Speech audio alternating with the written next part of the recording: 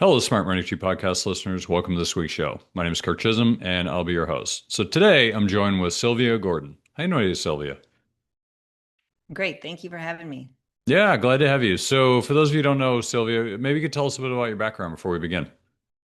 So I'm known on social media as Medicare Mama to over 1 million people that follow me. I make videos on primarily Medicare and Social Security, but it kind of delves into all things retirement that everybody will eventually have questions about.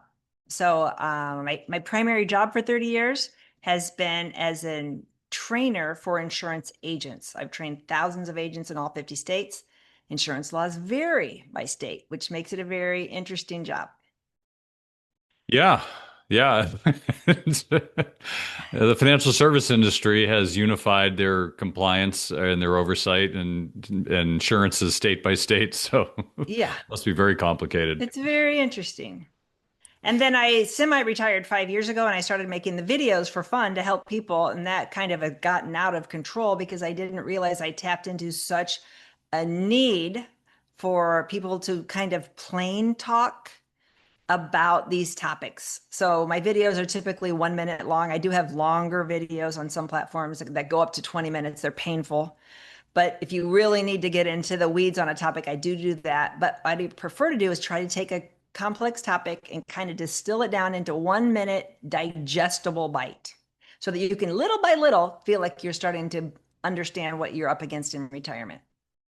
So let's dive right in. So when it comes to retirement, let's talk about the different programs and different ages to start because I think we'll start from people who don't know anything because I think most people don't until they get close. So um, what are the ages people should be thinking about, and what are the different programs they should be thinking about to begin?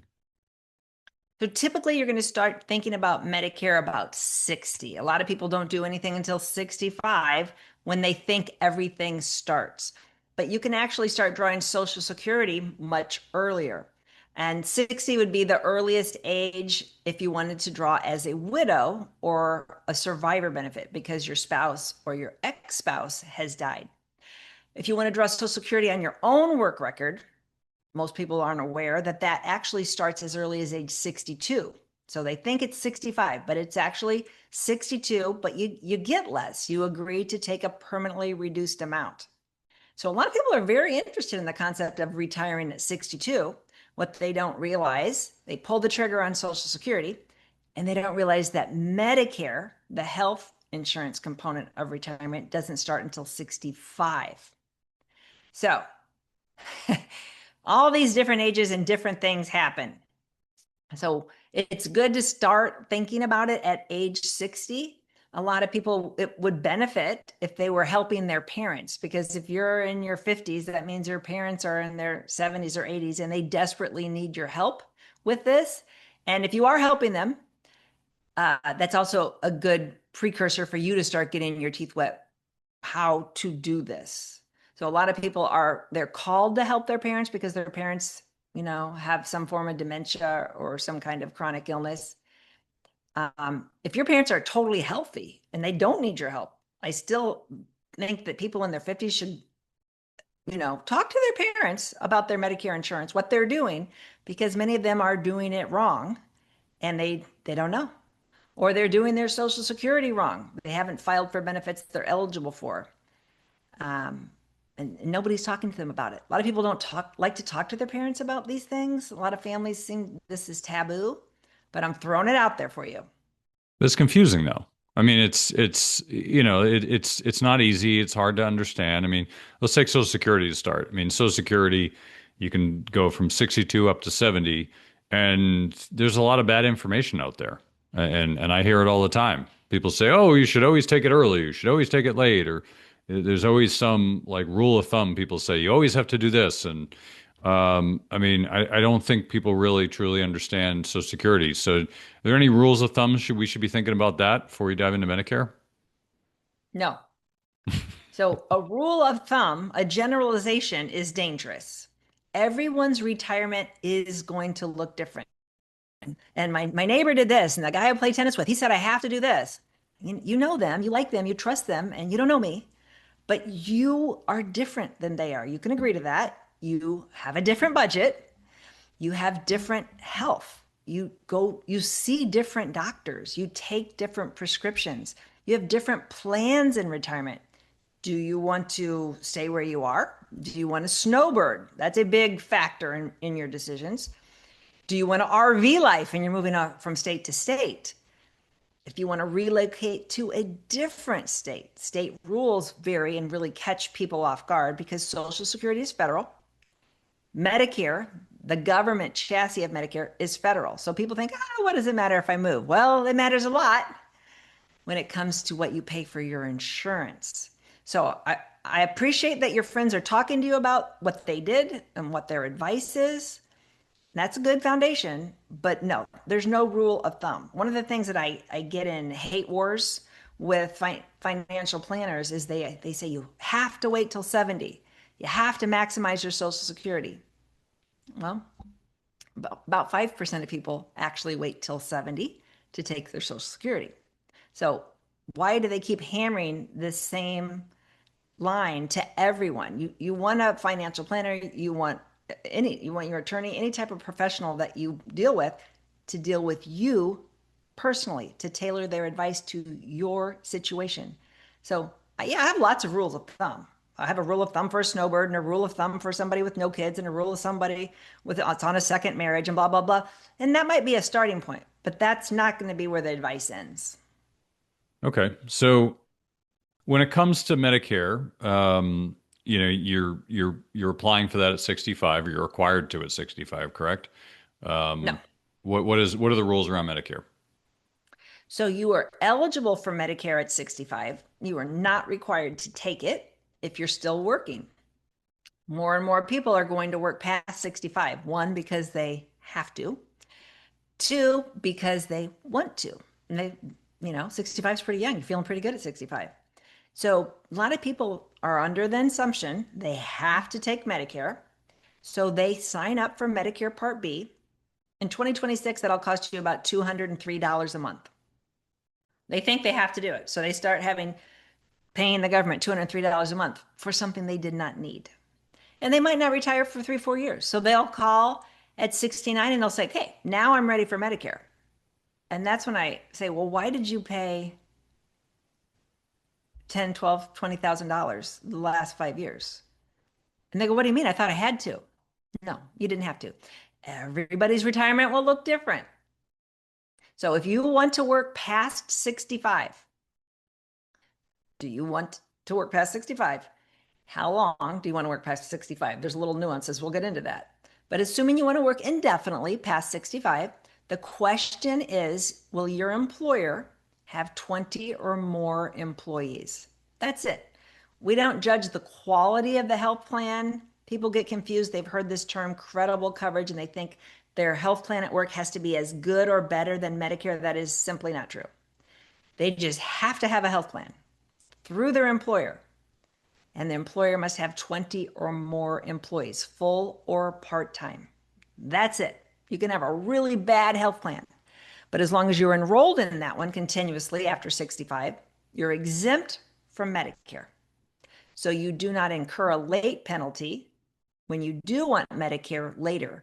And that allows you to save $200 or more per month while you continue to work. Now, maybe you don't want to continue to work.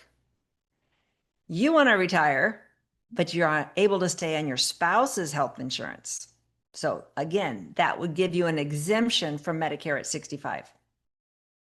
Well, given what I have to pay for medical insurance right now, $203 would be that'd be gold. Well, $203 is the starting point. Yeah. But yeah, compared to Affordable Care Act right now where people are paying $1,300. Yeah, it's crazy. But so all right, so as long as you're working and work at a company with 20 or more employees, then you're exempt until you stop working, which there's no age to that, right? No age. Okay, cool.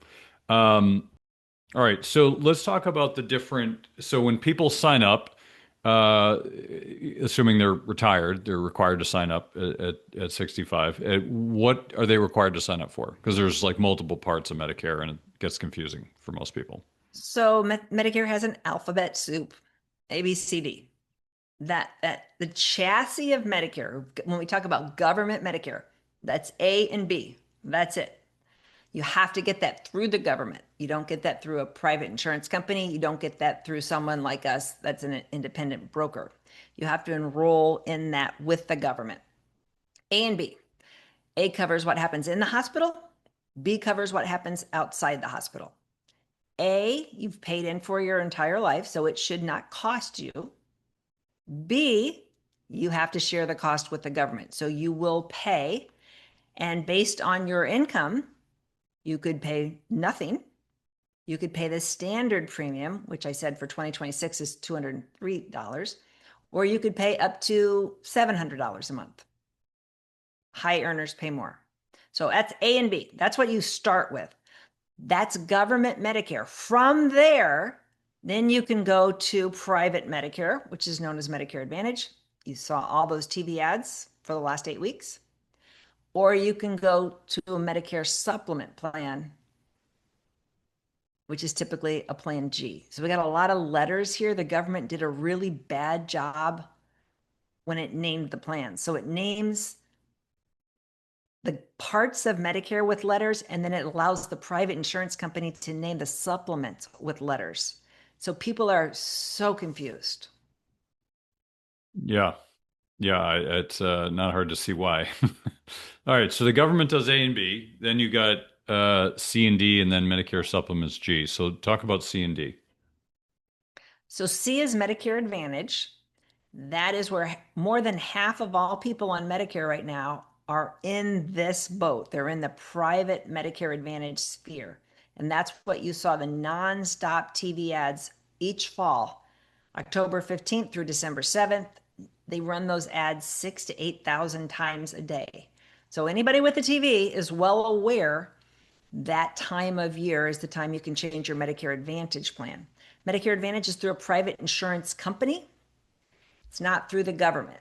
That means that if I enroll in a plan, let's say I enroll in a Humana Medicare HMO plan, the government, since I paid into A and I pay for B, the government will give that government money to Humana to cover me 100%. And right now it's about $15,000. So if Medicare mom enrolls, Humana gets $15,000. Now, I'm healthy. I see the doctor once a year or not at all. I'm very healthy. So they would make $15,000 on me. But if I was sick, then they would have to take out of their profits. They have to pay for everything. The federal government is not on the hook for any of my expenses. So if I need a lung transplant that's going to cost $1 million, the private insurance company takes all that risk. Okay. And obviously you have to pay for that. For the Well, no. It's free. So it's not free, but Medicare Advantage is famous for having no monthly cost. So people will say it's free. It's not free because you're still paying for Part B. That just, you give it to the government, they give it to your insurance company. And you paid for Part A your whole life. That Medicare FICA tax came out of your paycheck your whole life. So they give this money to the insurance company. So you're not paying a monthly premium. Now, in some rural areas, there are Medicare Advantage plans that do have a premium, like 25, 35. The majority of the country has a 0 monthly premium. So you're not paying extra for your Medicare Advantage plan. It's like an a la carte restaurant. When you go in, there's no price to get in there, but you put on your tray whatever you want to buy. So if you want turkeys, you want mashed potatoes, you want corn, they're going to ring it all up at the register. Oh, I want pecan pie. Oh, throw some Brussels sprouts on. Medicare Advantage, you pay for each service you get. So Medicare supplement insurance is the alternative. Medicare supplement is like a buffet restaurant. If you go to Golden Corral, I don't know how much it costs now, but when I had teenagers, it was like $19. For $19, you get in and you can eat as much as you want. A Medicare supplement plan, you pay a monthly cost. And after your annual deductible, you can eat as much as you want. You can have as many types of healthcare services. You could see 5 doctors a day. You could have surgery after surgery after surgery, and you wouldn't pay anything because you've already paid the price of admission. You've already paid your monthly premium and you met your annual deductible. So these are your two choices. You get government Medicare A and B, and then you choose either to go to Medicare Advantage or to stick with government Medicare and get a Medicare supplement plan. Okay. And then what about Part D? D is the drug plan. So either way that you go, you will get the same drug benefit. The government, the feds control that drug benefit. This year, the maximum you can spend on your drugs is $2,100. Last year it was $2,000. Last year was the first time in the 20-year history of the Medicare drug program that there was a maximum. So if you are taking a drug and you have either a Medicare supplement with a standalone drug plan or a Medicare Advantage where the drug plan's built in, if your drugs are covered by your plan, the most you can pay is $2,100. So that's kind of revolutionary. That's Very, not very, that's better. it was supposedly very good news. Yeah. Considering the cost of all these things, that's very good news. Yeah, it saved about 4% of the people about $6,000 a year.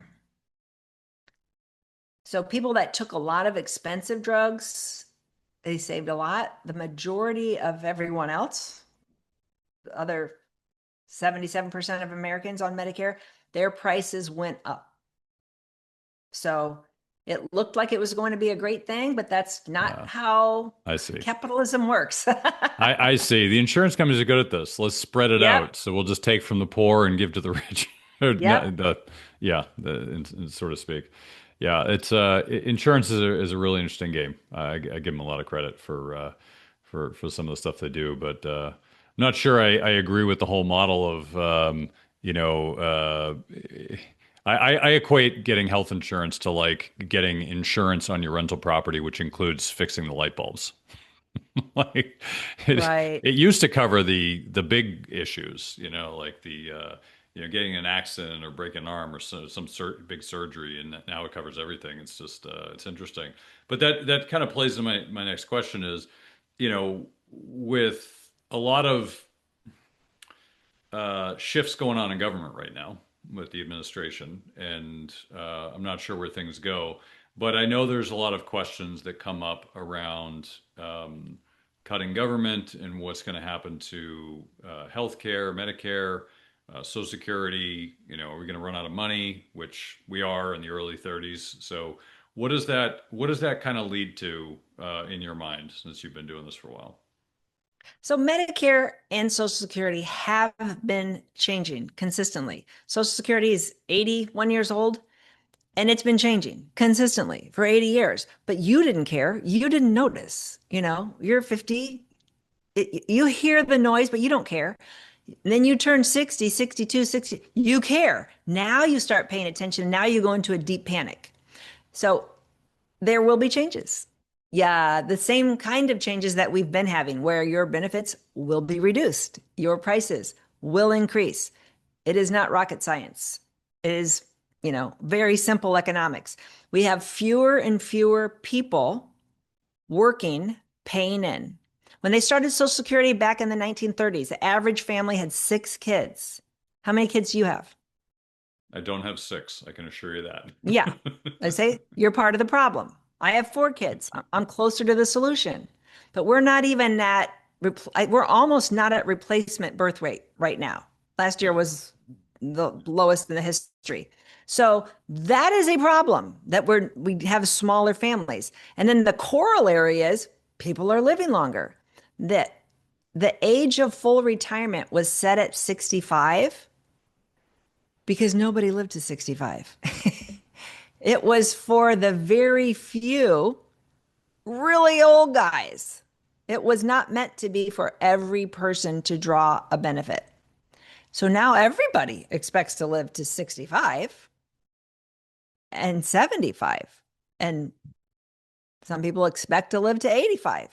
So once you start drawing your Social Security benefit, you're locking that benefit in level for life as long as you live. So my mom's friend just died at 102. That wasn't expected, that we have this many centenarians drawing Social Security. So we have less kids, we have older people, we have spiraling healthcare costs. So we know that benefits will go down. We know that prices will go up. We don't know what that will look like. And if that's a death by 1,000 cuts or if there's one big sweeping bill. The problem is this is political kryptonite. Both parties agree the age of full retirement needs to be raised till 70. They're both on record. They both know it. And all of Western Europe, everybody's on record. It needs to be higher. 65 is not old anymore. So it should be older. It wasn't meant for everyone.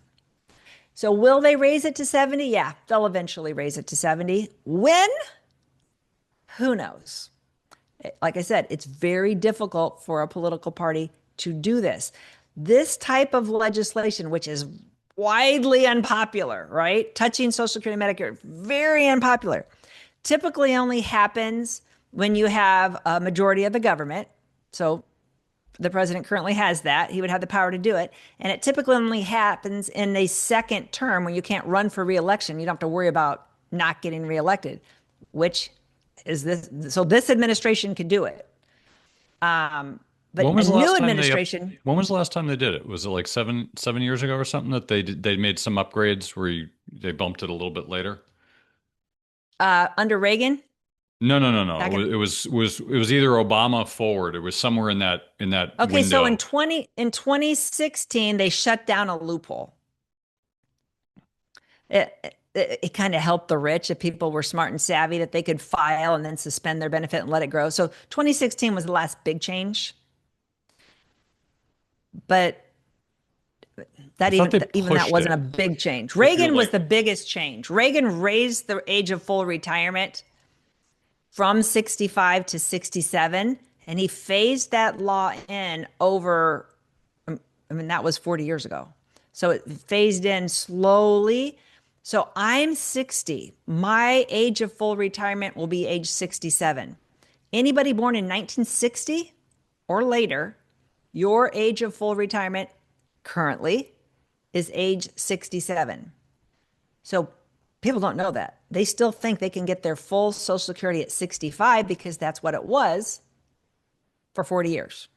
yeah, yeah, it's interesting. I mean, from the numbers I've seen, Social Security, Medicare, and government pensions are going to run out of money around the early to mid 30s. And but if you extend it a little bit, costs more, all that, it still doesn't extend it that much further. Like, where do you think they go with that? I mean, they're not gonna cut it that much, right? They might be able to skim a little bit because it's reasonable, but you can't. If somebody's worked for 65 years and they're retiring, and now you just cut their benefits by like 30%, you're gonna have pitchforks and torches in the street. So, how do you think is there another way to do it, or is it just extend and pretend? So what Reagan did is extend and drift away, and people forget who made the mistake, who changed it. So they changed it and they put it so far back up in the future on future retirees that people that were currently drawing a benefit were not impacted. So what do I care if I'm already drawing Social Security if they raise it on my kids? Sucks to be my kids, but I'm not impacted. And then my kids, 30 years from now, are they going to blame the Republican Party? No, they don't know who did it. So typically they grandfather in changes. That is not required by law, but that's how they have historically made changes to Social Security. Who knows if they'll do that? But that protects you at the ballot box. If they say, okay, we're going to change this, but we're not going to change it for 5 years, and then it slowly will phase in over the next 10 years. But if they just said, hey, we're changing this for 2027, then you got the pitchforks. Interest. Well, so there's two issues. One is you're looking at like 7 to 10 years where they technically run out of money, which of course they'll print money to cover it, but technically that's where the deadline is, depending on the program. Um, but it's interesting. I didn't realize it was Reagan because I know it came in Right. was it That was by 16? design. I yeah, I don't remember how it came. I just remember that it was implemented, but I don't remember what it was attached to. So that's interesting. Yeah. Yeah. That's how they want to do it. You don't know who Yeah. to be mad at. I mean, it had bipartisan support. So, you know, Biden was the senator at that point. He voted for it, but everybody has to vote for it. Everybody's in support of raising it again to Yeah, I know. 70. Now, I know. It's a third if they rail, do but nothing, yeah. yeah. At some point it blows up in If your they face. right. If they do nothing, which they've been really good at doing nothing basically for 40 years, then For a long time. we know that they won't be able to meet their obligations in about 10 years. So what does that look like financially? That means if you're drawing a benefit that you would get about 20% less than what you see estimated if you go set up a free socialsecurity.gov account right now. So if you go look at your socialsecurity.gov account, it will tell you how much you can expect to get at 67. Whatever amount that is, if they do nothing, subtract 20%. That's how much money they have. They can pay everybody. It's not like Social Security goes away. Everybody's just going to take a 20% haircut immediately. Yeah. Well, that'll be fun. That's the pitchforks. What Yeah. so let me ask you this because I haven't experienced this personally, but I've certainly heard this from plenty of people where, well, I'll give you a perfect example. Locally, I live in Boston, where we probably have more hospitals per square foot than anywhere in the world. But you can't find a doctor. Like you can't find doctors, you can't find a primary care. Like I looked around to find somebody. I don't go to the doctor, so I was like, I should probably go find one. I, I mean, I went around 3 months. I couldn't find somebody. People weren't returning your calls. And I've been hearing certainly that even the ones that do, the first question is, are you Medicare? And I'm like, no. They They're don't like, want oh, okay. Medicare. Yeah, they don't want that. Like, what's the deal with the doctors? Like, is there what's the requirement for them? Why are they so against taking Medicare patients? So if they have a Medicare patient, there's a Medicare fee schedule, and they can only charge that much. So like if they do open heart surgery on you, you're too young. If they do open heart surgery on me and I'm on Medicare, the doctor might get $1,200. $100. If they do open heart surgery on you and you have work insurance, the doctor might get $50,000, $80,000, whatever they negotiated with your employer's group plan. You don't negotiate with Medicare. Medicare's take it or leave it. If you take Medicare, you take their fee schedule, they pay very low. If you ever at a cocktail party or something with the doctor, ask them because it'll blow your mind how little they get paid. They get paid even less if you're on Medicaid. So most doctors do accept Medicare, but not all of them, especially the fancy doctors where you are, the fancy hospitals, some of the centers of excellence. Some of those doctors do not take Medicare. There's so much demand, they don't need to. But most doctors, they dedicate some of their practice, maybe 10% to Medicare patients. But that's it. That's all they want. And they're very strict about their practice guidelines that they can't get heavy on Medicare because they can't make any money. So basically, all the rest of us are supplementing the retirees You are effectively. paying for it. Yeah, Yep. interesting. What are your thoughts on? I know with RFK and they're trying to make changes. Are there changes you think that can or would potentially happen with costs? Because it feels like costs have gotten completely out of control, and it feels like no one's monitoring it whatsoever. I don't know if RFK will have any say or even wants to do that, but it seems like we have a problem that is not going to get better. It's only going to get worse. Even the numbers we have for Social Security, Medicare, as long as the medical costs keep going up, then it just makes the problems worse. So, um, do you see that trend changing at all, or are we just kind of, or is there even effort to make that change?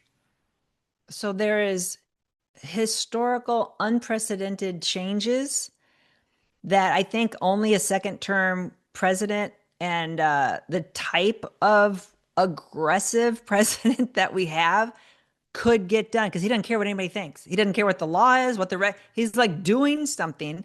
And the thing that's most impactful is when he invoked most favored nation status back in the spring.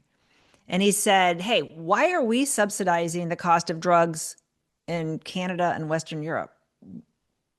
Why? There was a point after World War II when they were rebuilding that we had to help. Okay, that was I agree, but that was 80 years ago. Why are we still doing it? He said, we gotta bring the cost of our drugs down, and that requires the cost of their drugs to go up. Americans are fine with that. We're happy, but we're like, how do you make that happen? There's such a framework in place that you can't change the system. So he's pulling out weird ways to do it. Most favored nation status is a way to do it, which is basically saying, hey, you can't sell your drugs in our country unless you're selling them at a lower price in those countries. And, he's putting the Yep. pressure directly on them. He's also telling them, hey, we're going to tariff you horribly unless you don't bring your manufacturing into this country. Like, no drugs are made in our country. All our drugs are made in Turkey, China, Israel. We don't make any. It's crazy that our drugs are all made in China. Like, we should be alarmed about that. Yeah. So that is happening. And that was something that's been in the news recently, that a deal was struck with the United Kingdom, which will drive up the cost of drugs in the United Kingdom on their beloved national health insurance plan, will drive up their drugs, but it's going to take 2 years. They struck the deal. So when their drugs go up, our drugs can come down and the drug companies can make their same profit because nobody wants to make them mad. Right. They control everything. Yeah. Yeah. They got a lot of power, that's for sure. Yeah, I've always been curious about it because you can go to if you need a certain medication or whatever, it's expensive here, you can go almost anywhere else and it's so much cheaper. Canada, India, like wherever, and it's like insanely cheap. Pennies. Right. Yeah, yeah, People pennies. people people go on vacation solely to get their inhalers for the year.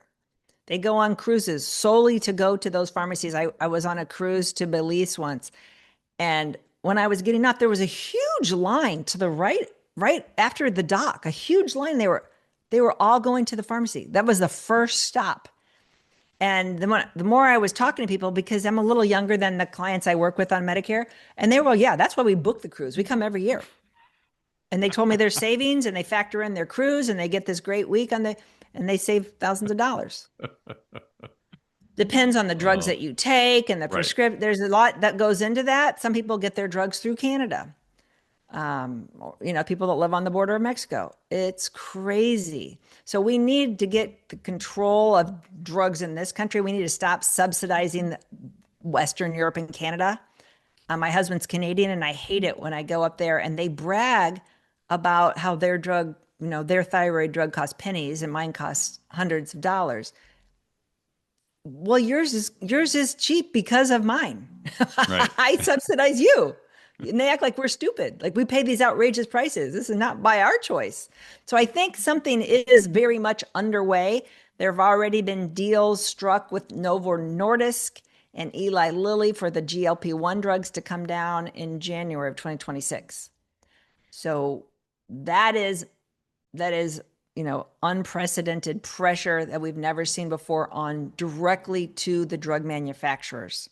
This is bypassing Medicare and all the bureaucracy and going straight to the drug manufacturers, telling them lower your prices if you want to sell drugs to the biggest market in the country. So it kind of brings up the topic of like medical arbitrage, whether it's drugs or medical care. Now, things like Medicare, does that cover if you go, let's say there's a surgery you need to get, let's say you need to, I don't know, get a new knee and it costs you $20,000, but you can go to Malaysia and get high quality care, similar care for like 1,500. Does Medicare cover international or no? In general, no. Some Medicare supplement plans will give you up to $50,000 of coverage internationally. That's a lifetime pool of money. for Medicare approved services. So that's a key caveat because people want to get stem cell therapies and gene therapies that we don't have approved here. Medicare won't reimburse for that. But you do have some coverage for Medicare, but it's typically in an emergency. You can't just go to Malaysia and get a cheaper surgery. People that do that, that do the medical tourism, they're happy to pay cash. Sometimes just because of the wait. I had a bad test result and they said, "Hey, this is not really bad." They go, "It's probably not cancer." That was great. They go, it's probably not cancer. We're going to get you in." And the first appointment was 3 months. So I'm waiting for that first appointment still. Well, maybe if you wouldn't have led with "it's probably not cancer," I wouldn't have worried so much about the 3 month wait to get in. You know, I love the 3 months. probably not cancer. What Yeah, if it is that's always a good cancer? sign. Yeah, what if you haven't tested it? So what if it is? Yeah, and I was complaining to my friends, and they're like, "Oh yeah, I had a lump in my breast. I had to wait 3 months. I had a oh yeah, there's a doctor shortage first of Yeah. all, and then when you call a new doctor as a new patient, the first thing they say is, "What insurance do you have?" Yep. Yep. First question. They don't care. They don't care if you got a knife sticking out of your side. They're like, "What insurance coverage do you have?" It's sad. It's really sad. I mean, like I said, where I live, we have more hospitals and doctors than anywhere, and at the same time, they're unavailable. Or if you need an appointment, it's like 9 months out, and it's like I have a problem now. Like It's 9 months. terrifying. Yeah, Yeah, and that's some parts of the country don't have that, and I imagine it's worse. But most of the country. We have a national shortage of primary care doctors and some specialists, but it's national. That's why yeah, every time somebody's doctor retires, like your doctor retired and you're like, "Ah, whatever, I don't go to the doctor anyway." And you don't get on that. right. And I'm like, that this is urgent. You'll want you to find a doctor now while you're healthy so that when you are sick or if you are sick in the future, you have some place to go. You don't want to start the process then. Well, it's Nobody expensive to plans to find get one. sick. Yeah, it's expensive to find one because they won't talk to you until you set up an appointment, and then you got to do that, Yep, and you got to pay for that. you I got to went pay through for this it. this summer. I've had to pay for three or four, and none of them are any good. And I'm just like, ah, crap. Yep. Like it's But that, oh, but you were being my a, favorite's concierge medicine. Now you have to pay them for uh, access. Now the access is great, but the quality's not. So that's a new thing tip. in Boston. I don't like it, but Well, that's national too. I got on when I couldn't get a doctor appointment for 3 months. I'm like, okay, I'll just pay money. So yeah, I'm like, okay, how much is it? It was 5 grand. And I said, okay, here's my money. And they go, "Oh, no, no, no, no. You're on a waiting list. it's like a country club. You're on a waiting list to pay me 5 grand." I said, "Look, the reason I'm going to pay you 5 grand because I don't want to wait 3 months to go through my insurance. Right. How long is the waiting list?" And it's, they go, "Well, we don't know. Somebody will move or die or come off, and then we'll." So that didn't help me either. Yeah. I know. I'm going through that now. It's now does Medicare cover things like functional medicine, or is it strictly just No, traditional medicine? traditional medicine. So Medicare or the FDA just took the black box warning off of female hormones, which are near and dear to my heart. And because they haven't prescribed female hormones for 20 years, they don't prescribe anything like female hormones, anything that is holistic functional medicine in general. Technically, they don't pay for acupuncture, even though if you read it, it'll say they do. They don't really. Um, they're kind of old school. So if you want functional medicine, if you want hormones, that'll change, but you are paying cash and it's quite expensive. Yeah. Well, I'm good with hormones, but just out of curiosity. Yep. Nope. If if you want a doctor that doesn't heavily subscribe to the concept of synthetic medicines, how about that? Yeah. Medicare doesn't pay for that. Okay. No, that's good to know. I know. Yeah. I've been down this road a lot. This is my year of health, so I'm looking into a lot of this stuff, and it's shocking. Some of the stuff. It's really been shocking for me. Um, I've been to the doctors in like 25 years, so Yeah, like, nobody's sick until they're sick. right. So nobody knows anything until they're thrown into it and the tide waters are swirling. You're just like, what is going on? Everybody learns this the hard way. Yeah. Yep. And no one seems to have, and they all have template answers. I mean, I got exposed to mold. Try to find a doctor who understands that. They just there's like three in the country, like I've found.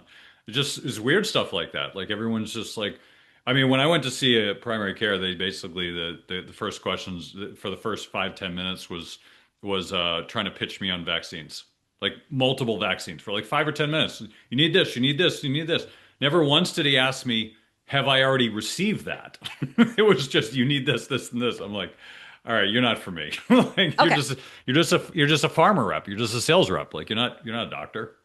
It's crazy. So let's be sure and educate your viewers on that. Doctors get spiffed every time you get a vaccine. Yeah, of course. So they're going to make $50, $125, 70. They all get paid extra for every different one.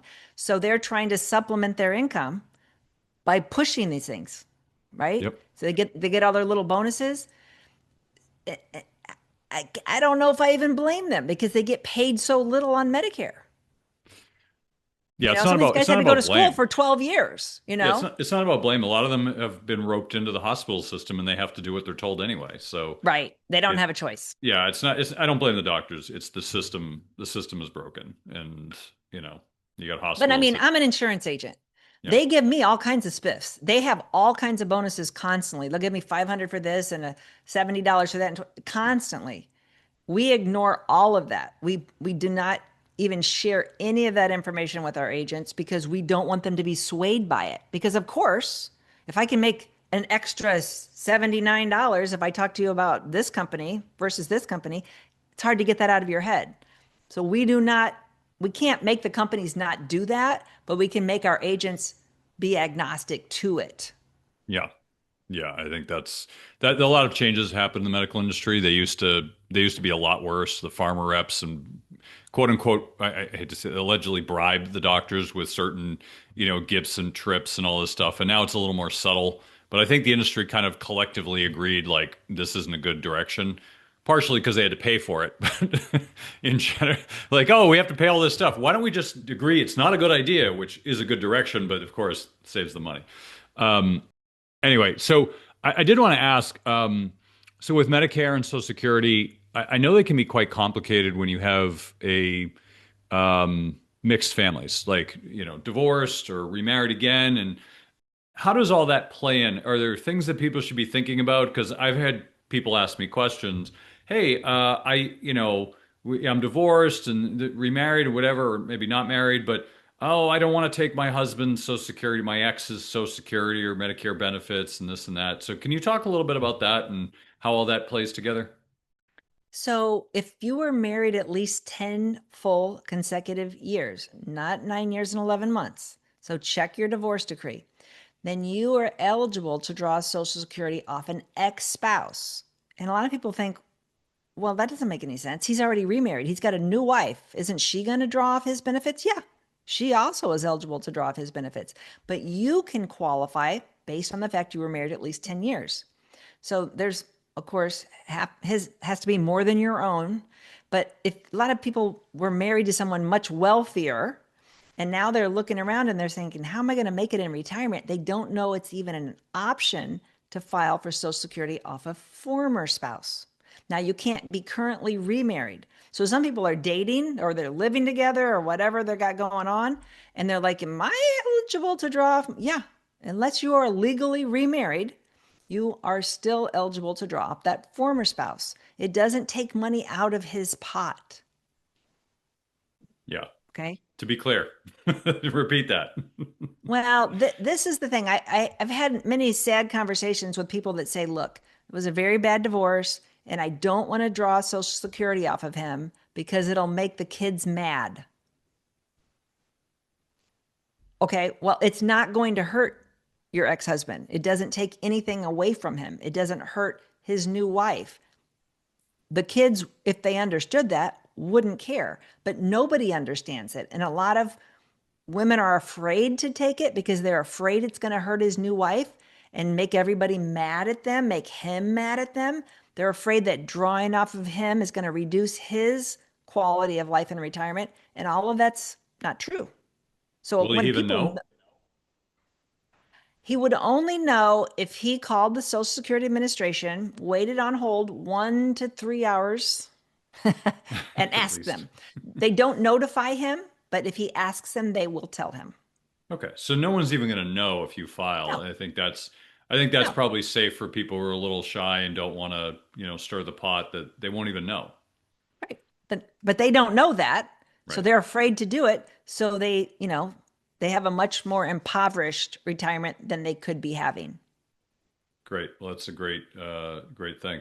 So as we kind of wrap it up here in the interest of time, I want to ask one more question. Maybe you can give us your final thoughts of things we haven't covered. But I know there's a lot of Medicare scams and frauds out there right now. What should people be thinking about, and how can they protect themselves? In general, Medicare and Social Security are not going to text you, they're not going to call you. So just hang up, delete that text. Don't ask if this is real. They generally will not email, they will generally not snail mail you, old time mail you, unless you have an open account with them. You've filed a claim, you're applying for benefits. They generally don't just mail you something out of the blue. Set up a free account at socialsecurity.gov and medicare.gov so that you're getting your information directly from the government, and you can throw away all mail that comes to you, because the scammers make their letters look just like the government's letters. When the government's letters look like they were printed in 1950, they look illegitimate. When you're like, this can't be real. So people are constantly falling prey to all these scams because they're just not quite sure what's real and what's not. I would say 90% of it is not real. If you have an open claim, you've just filed for benefit, then it could be real. Then scrutinize it, call the government before you click on anything.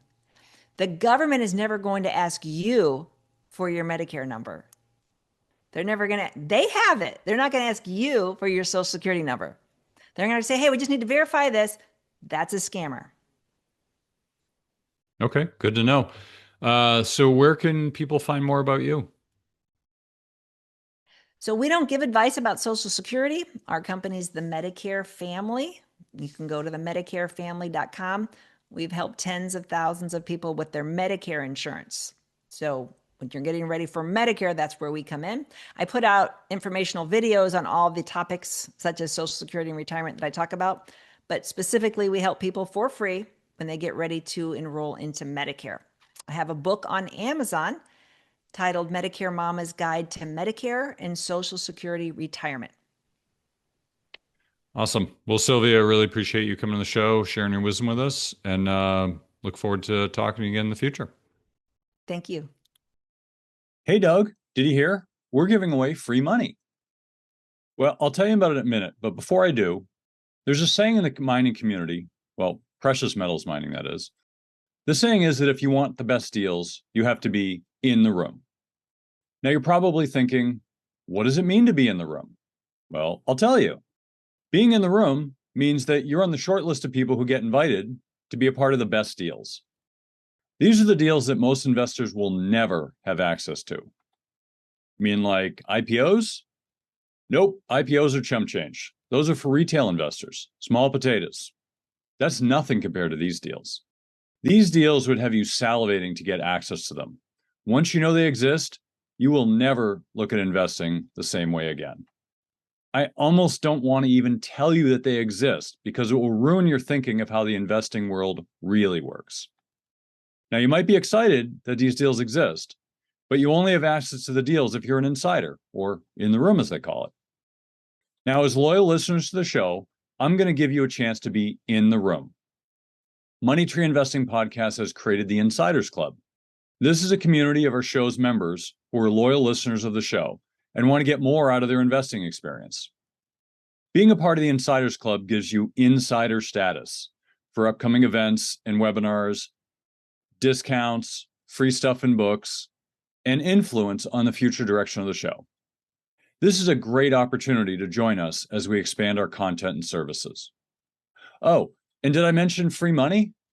Yes, in the next few weeks, I'll be giving away free money to our members of the Insiders Club as my appreciation for listening to the show. Now, there's no cost to join the Insiders Club. Just go to moneytreepodcast.com/free money today to join the community. That's www.moneytreepodcast.com/free money. I hope to see you in the room.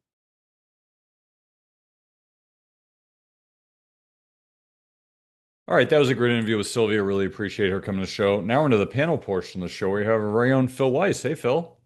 Hey, Kirk, good to see you. Good topic to be talking about today. Yeah, glad to have you on. We also have our very own Doug Hagren. Hey, Doug.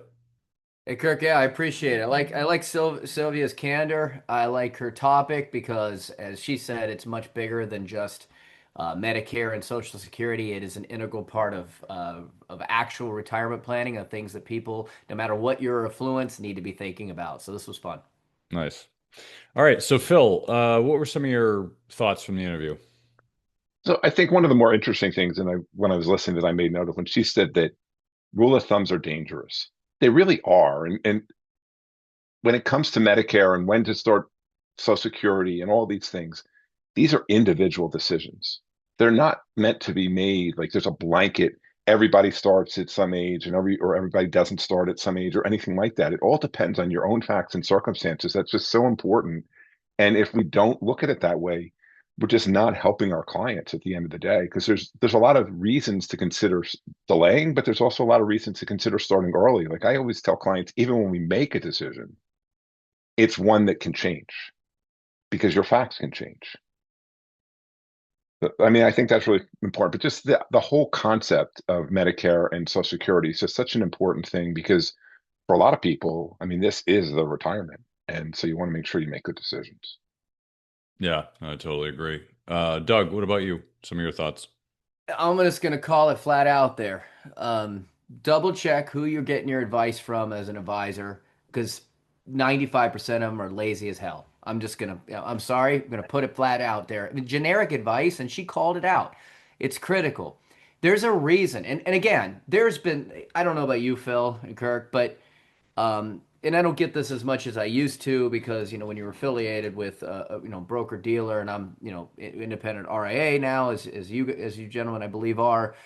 So we don't get it quite the same as we did. But there used to be calls all the time from organizations putting on Social Security education for advisors about different types of Social Security planning and strategies. Now, Kirk, you and her both talked about, I think, 2017 when there was that major sweeping change, and that took a ton of things away. And before that, Social Security planning was exceptionally creative. Like, one of the things you used to be able to do, and she kind of touched on it, is you used to be able to take your Social Security at 62, and yes, there's a reduction, but you could repay the entire amount you've taken at any point later and reset the clock. And then so you could basically take it at 62, don't spend it. This is more of a higher, affluence net worth, strategy. And then at 67, if you want, or at 70, repay the whole thing and start the clock back over. Kind of be able to play. Well, looks like I'm going to live.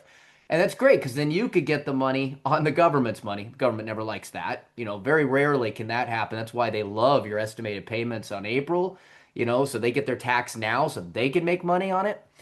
But the point of this is that, there was so many different strategies at that point before that where you could take the money, change your mind, move things around, get a higher benefit later for you or your spouse, etc.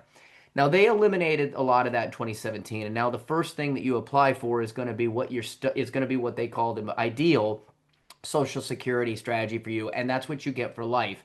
You do get 12 months to reverse, but that's it. And so the problem, so there isn't as much education on that as there used to be because there isn't as many planning strategies as there used to be. But as she alluded, there's still a tremendously important amount of discussion that needs to be had in this area because of the lack of understanding of things like Medicare. I get these questions all the time. Hey, my spouse has benefits. If I don't sign up, I'm going to be penalized. She talks about that. Not true. Lots of half-truths and misinformation that people just don't know. And then again, yes, should you take it early? There's a 30% reduction in the Social Security benefit you get at 62 over 67, okay? For life. But you're also collecting it for 5 years, right? So over those 60 months, you now have 60 months of that 30% reduced benefit that you have now collected by 67 that you wouldn't get starting at 67. So let's just say it goes from 3,000 to 2,500. Again, this isn't exact math on that 30%. Just simplify it. You've now collected 60 months of that. I mean, that's 100, well over $100,000 you've collected by the time you would have waited till 67. Now, if you don't need the money, that's money you can then invest and use for yourself, and that's something that you can then benefit on. If you do need the money, then maybe starting early is going to help you to have more choices. But the point is that once you wait till 67, all of that 30% increase you have to now collect for years to make up for the money you didn't get. There is a break-even period for any type of Social Security decision that can take roughly 12 years of overlap. So got to look at family history, health, and there's no crystal ball. But it's unbelievable to me when she makes the comment that, well, most advisors just recommend you wait till 70. Your break-even period on this isn't going to be till in your 80s at that point, well into your 80s.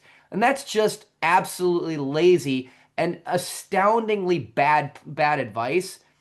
And so my first thing is look at your conversations you're having with your advisor, look at what they're advising you to do, look at the conversations they proactively brought up. And if they haven't, scratch your head. It's time to find someone new because that's just appalling. Yeah, no, I think that's that's good insight, Doug. Tell us what you really think. Uh, I believe in planning. And yeah, no, unfortunately, there's a lot of lazy planning out there. that is for sure. I've been doing this long enough to know that a lot of lazy people out there. Um, so let's talk a little bit about Medicare. I mean, Phil, I'm sure you come across this a lot. I mean, Medicare is one of those weird things. It's like Social Security. Like there's, on the face, it's pretty simple, but when you get in the weeds, it gets a little bit. There's a really deep rabbit hole. So how should people be thinking about Medicare in your mind? So there's a couple things that I'd like to think about. First, you can't really get benefits unless you're a widow, right? As Sylvia said, if you're 60 and you're a widow, you can start earlier. But in general, Medicare doesn't start till 65. And you don't want to miss when you're supposed to, because not only does your premium go up when you wait, that's a permanent increase. It's not like you pay for that year or anything like that. That's a permanent increase. But as she talked about, if you or your spouse are still working and you're covered under another qualified plan, which has to be at least 20 employees, you don't have to start at 65. You can delay and stay under your other coverage. You also have to consider, and something I don't think that she talked about much, is if you have a health savings account, there's rules around when you can contribute to a health savings account. Once you're on Medicare, you can no longer do that. So that's a benefit that you lose when you start Medicare. So if you can delay, that allows you to put more money into an HSA. And from my perspective, I look at HSAs and they're the most tax efficient way you can save because you get a deduction for what you put in. You get you can invest it and it can grow and you don't pay tax on the growth. And then as long as it's used to cover qualified medical expenses, you can pull it out tax free. So it's tax free at three different levels. And there's nothing else that's tax free at three different levels like that. Your IRA and your Roth IRA only they're tax free at two levels. So you have to think about that. But it's a, and then the other thing that she was talking about is Medicare Advantage. And like generally, I advise clients to stay away from that because there's a lot of downfalls that can come with it. It sounds cheap, right? And that's what leads a lot of people to it. But then when you really need it, you can't get back to conventional Medicare, which might be better for you later on. So a lot of times you're better off over the long run to just take conventional Medicare.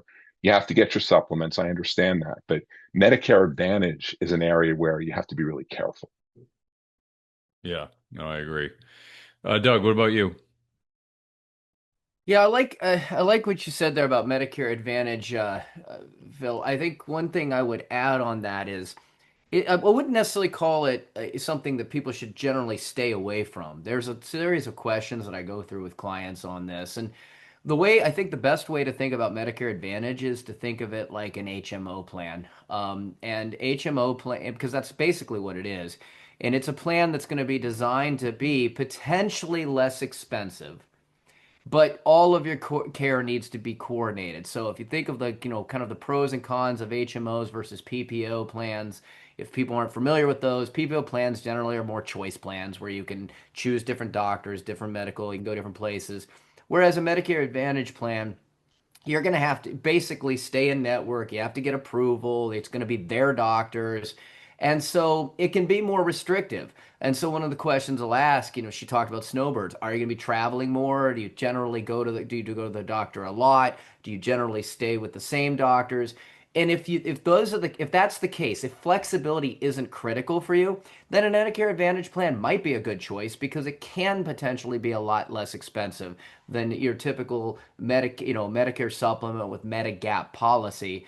But the Medicare supplement with Medigap policy is going to give you potentially a lot more flexibility and be a lot less expensive if you're going to need to go or want to look at using doctors in different networks and things like that. So it is, again, these are the conversations that just exemplify once more why generic advice on Medicare and Social Security is absolutely not something that is, going to be the best, strategy for planning. This is critical for decision-making purposes.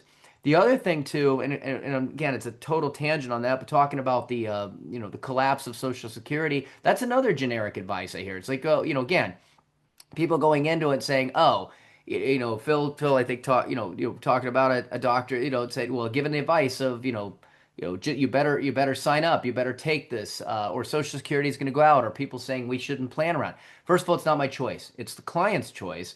It's your money. What do you think is important to you? Now, my job is to guide that.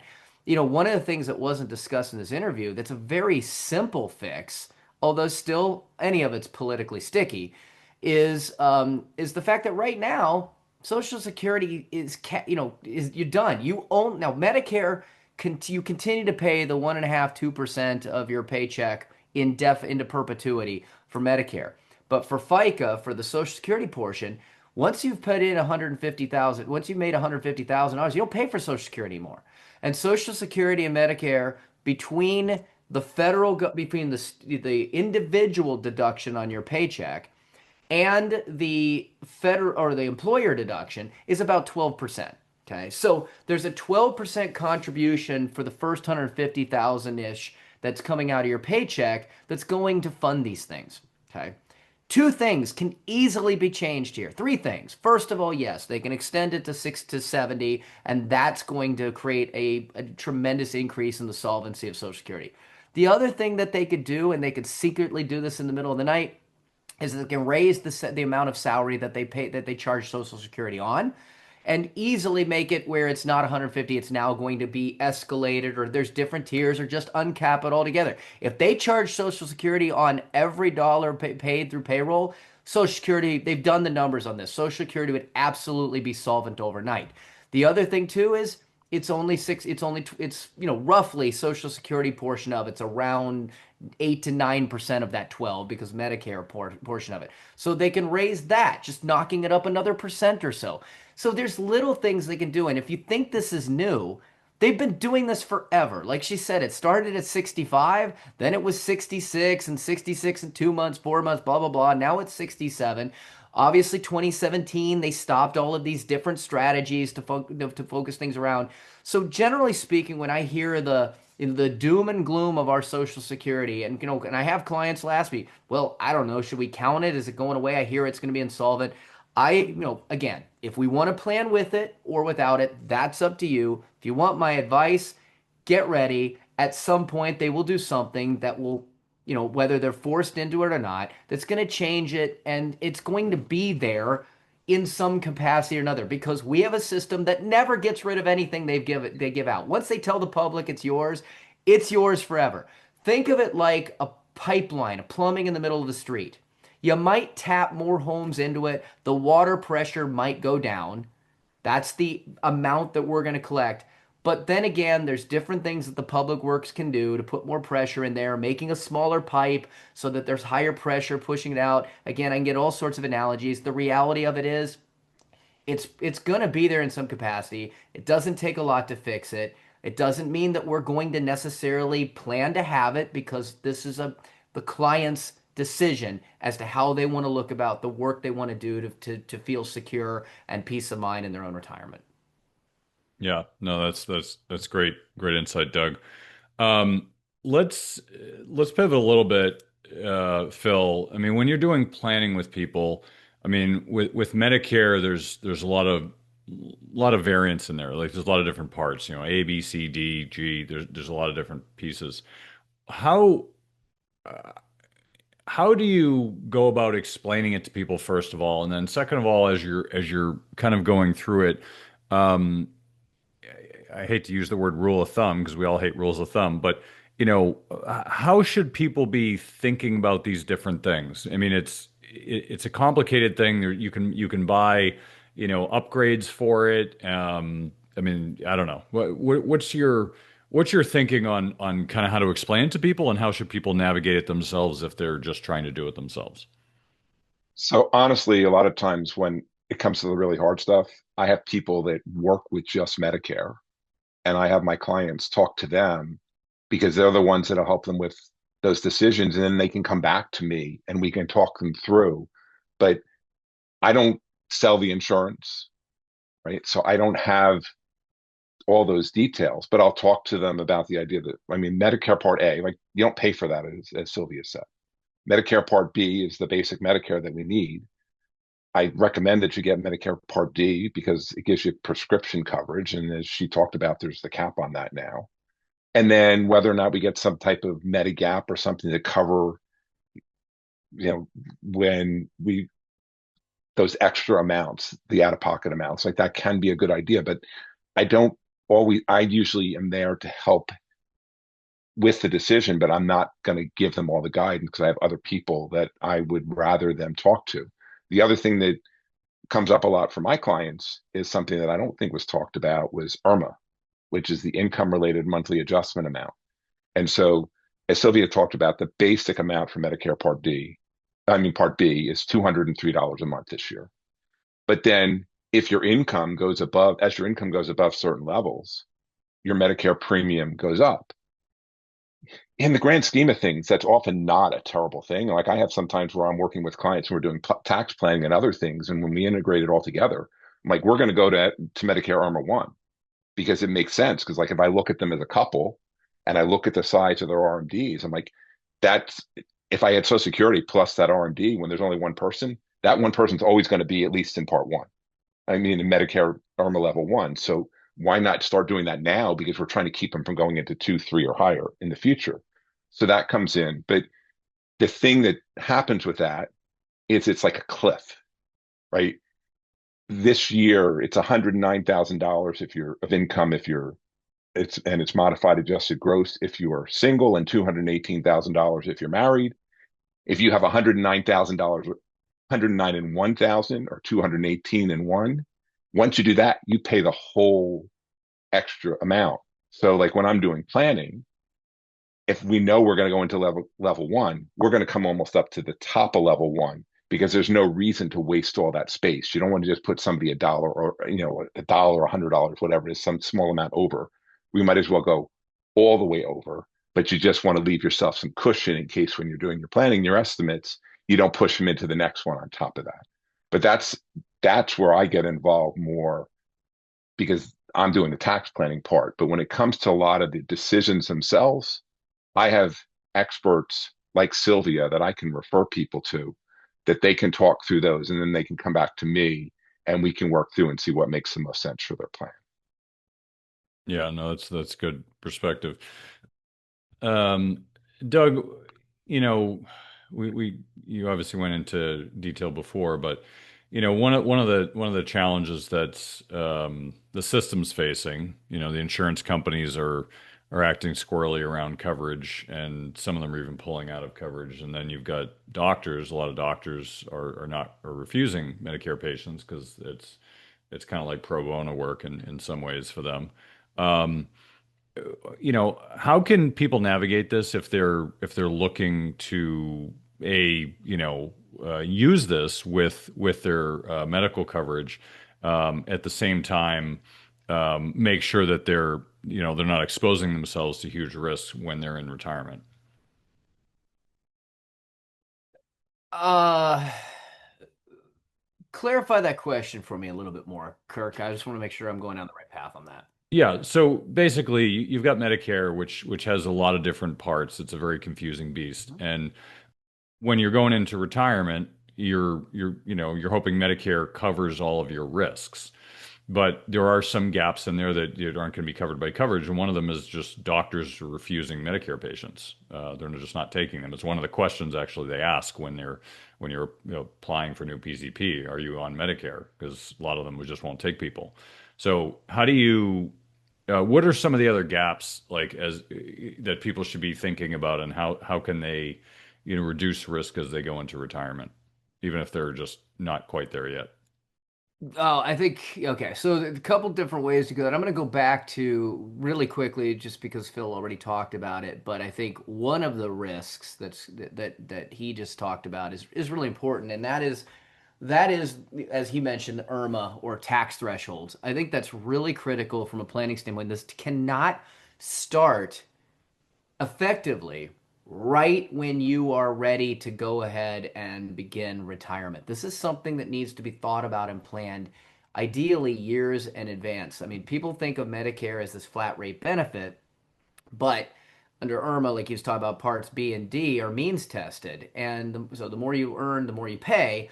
And they are going to look at your modified adjusted gross income, and they're going to look at it from 2 years prior to your Medicare premium state. The government loves to do that, by the way. If anybody's heard me talk about college planning, same thing with FAFSA. There's this 2 year look back to try to make sure that you're not doing anything last second. What is it going to include? It's going to include ordinary income, so pensions, job income, rental.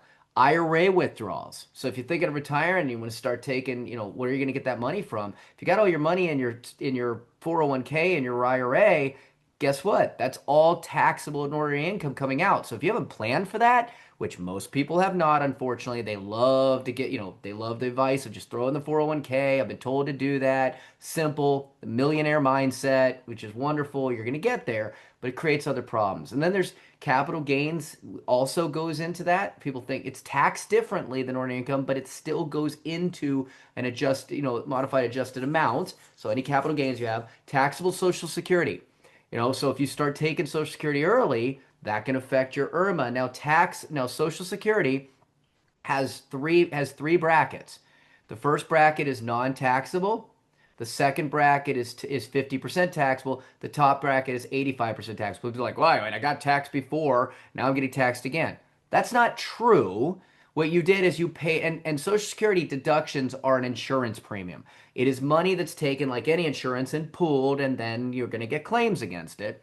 Once you start to collect it back, if you get $1 of Social Security, the most that they will count as taxable income on that is 85% of that, or $850 for every thousand you get. Most people, I forget exactly what the number is, but it's basically just over $30,000, and you're already in the 80% tax bracket, 85%. So most people are going to get taxed 85% of their Social Security.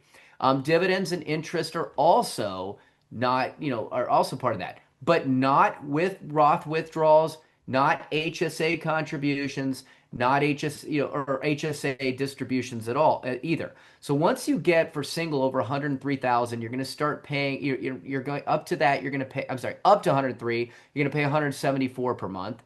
Once you get over 103, this is single. You're going to start paying 244. Now, if you're married, if you're under 218, you get the $202.90 base premium. Over 218, that's when you're going to start paying an additional $81 up to 274. Then you're going to start paying $202 more. So it's going to jump from 202 to 284 to 405 rapidly. Once you get over 342, it continues to go up, and you start to see an increase of 81, 202, 324, 446, 47. So the top amount that you're going to pay on Part B is going to be about $670 or $690. The top amount, but then you also start getting a Part D, the drug surcharge, which again, nothing below 218 for couples. That's going to go up to a max of 91. And this is frozen till at least 2028. Okay, so now after 2028, those brackets start getting inflated per year. So what's important to think about when you talk about risks? Well, first of all, the 2-year look back. That, one of the things, again, what's going to help you there?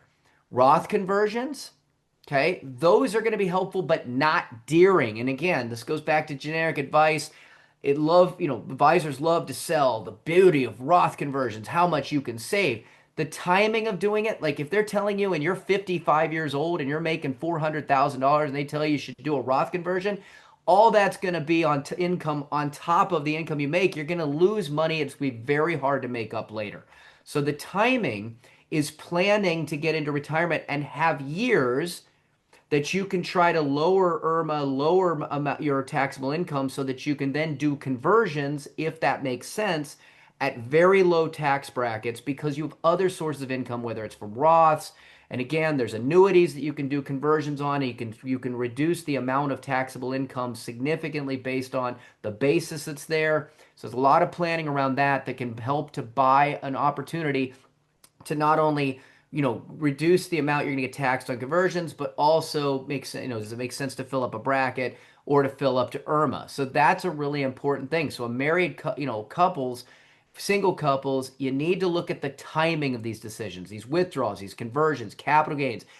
By the way, even tax exempt interest, right? That's added back into mega. So if you have a lot of muni bonds, and that's tax exempt interest, that's still going to be calculated in adjusted gross income. That's going to then potentially push you there. So you really have to understand these things.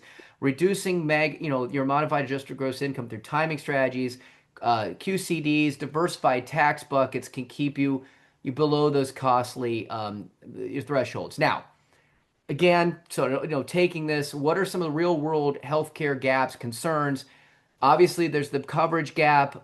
You don't, before 65, you don't immediately qualify for Medicare. It creates a coverage gap between when you retire and Medicare starts. So you got to plan around that if you want to retire before 65.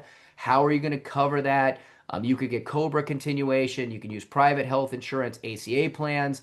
You can do coverage under your spouse or domestic partner or short-term limited health plans, but they often have higher premiums, limited networks, and holes in coverage if you don't have planning. So you don't want to wait too late to enroll or misunderstand the options. Yes, there's physician shortages and aging population. A large number of doctors are nearing retirement. So by 2034, they're estimating the shortage could be between 37 and 124,000 physicians, especially in the primary care and specialty areas. That means that longer waits and fewer options are likely going to be a reality. So this physician retirement cliff means that, even more if someone has Medicare, access to timely care, especially, specialists may be harder. More physicians still accept Medicare. In surveys, about 89 to 91% of office-based doctors accept new Medicare patients. That's similar to private acceptance. However, it can vary in specialty and geography. And some providers may limit how many they take. A very small, only about 1% of physicians have formally opted out of it completely, meaning they refuse. So while doctors are still accepting Medicare, finding a new doctor or specialist on short notice, like she said, could be really difficult, especially with you, Kirk, in rural markets, but also congested markets. And let's face it, the Northeast, where the two of you are, is one of the most congested areas, and you're going to face bigger problems. The lower reimbursement rates, administrative burden, practice capacity, burnout, all of these things are going to be critical. So prepare for longer appointment times. As she said, get a doctor now if you don't have one. So be proactive. I think that's the most critical takeaway here. Understand that coverage does not equal access. Having Medicare doesn't guarantee easy appointments. Consider supplemental plans for broader access versus restrictive advantage networks for sure in most cases. Consider regional healthcare availability. Ultimately, timing matters. Coordinate all of what you're looking at with risk planning, tax planning. Most people, unfortunately, do not have a well-designed plan for taxes, and that's going to cost them later. And I think if anything, those are some of the key areas people need to be working on today, even if you're not even near that 65 threshold. Awesome. Well, thanks, Doug. Appreciate that. As we wrap it up here, Phil, final thoughts from you. As I started with, this is a really important area. And when we talk about some of these decisions too, like one thing I always like to tell people that when you're making these decisions and you're a married couple, it's not an individual decision. You have to consider the impact on both. Like a lot of times what can make sense when it comes to the Social Security part of this is maybe the higher earner, he does wait, or she, whichever one it is, waits till 70. And the other earner starts at an earlier age. And one of the reasons for that is the survivor of the two gets the higher the benefit long term. And so if you look at like expected life expectancies and things like that, the joint life expectancy for a couple is past that break even point. Doesn't mean you're going to get there, but it is past that break even point. And also remember this, that any decision that you make when it comes to Social Security and when to start, it's not permanent. You can have a plan that says, I'm going to wait till X age, and then something happens that impacts your finances, or something happens that impacts your health, or whatever it may be. You can change your decision and start at a different point in time. And even the other thing I like to talk to people about, once you hit age 67, you can go back as much as 6 months to age 67. So like it really starts at 67 in 6 months. And you can make a back claim and say, you know what? I thought I was going to keep waiting. I'm 68 now. I really need the money. I'm going to take it. I'm going to take 6 months worth. You lose the growth that you got from 67 in 6 months to 68, but they do give you that 6 months worth of benefit. So it's really, when I talk about it not being an irreversible decision, you actually can go back and do that. That's still allowed when you're past full retirement age. As for me, my firm is Apprise Wealth Management. I know experiencing big life transitions can be stressful. My job is to help empower women facing new beginnings with the financial knowledge and tools they need to make self-assured decisions. My firm is Apprise Wealth Management. We'd love to get to know you. You can also visit our website at Apprise Wealth, that's APPRISE wealth.com, to read up and sign up for our weekly blog. Thanks for having me on today, Kirk. This is a good topic for us to be discussing. Yeah, thanks for coming on, Phil. And Doug, final thoughts from you. Phil, I appreciate that you threw that in. Yes, everything changes once you get to full retirement. FRA, that's the critical piece, a lot more flexibility there. But a lot of people are making those decisions before that 67 age for most people now. And that's when the government has gotten more restrictive. I'm just going to close this out and say that this is part of a broader wealth strategy for the billionaire mindset. And people have heard me talk about the thousandaire mindset, the millionaire mindset, and the billionaire mindset. The thousandaire mindset, they're just pinching pennies. Everything is about the dollar, and they don't think about the value of the dollar. It's just, I don't want to spend.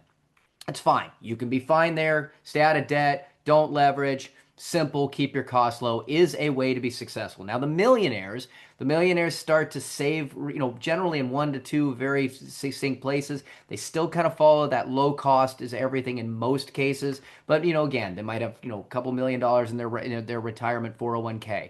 Billionaires understand things differently. It's value investing, as we've talked about before, is also about clarity over hype. Wealth strategy should also be the same. And that means looking beyond products and projections. It means looking into structure, timing, integration, and control.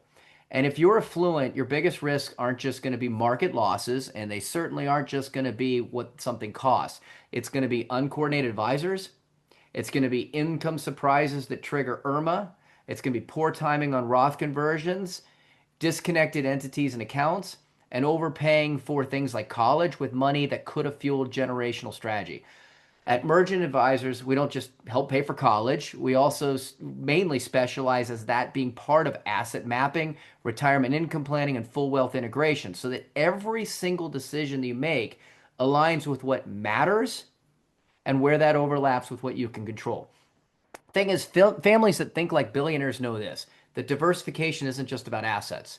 It's about income streams, tax buckets, risk exposures, people, timing. And so when we say planning, what we're really talking about is how decisions affect liquidity, how decisions fit into retirement drawdown strategy, how they connect to trust, estate, and income legacy.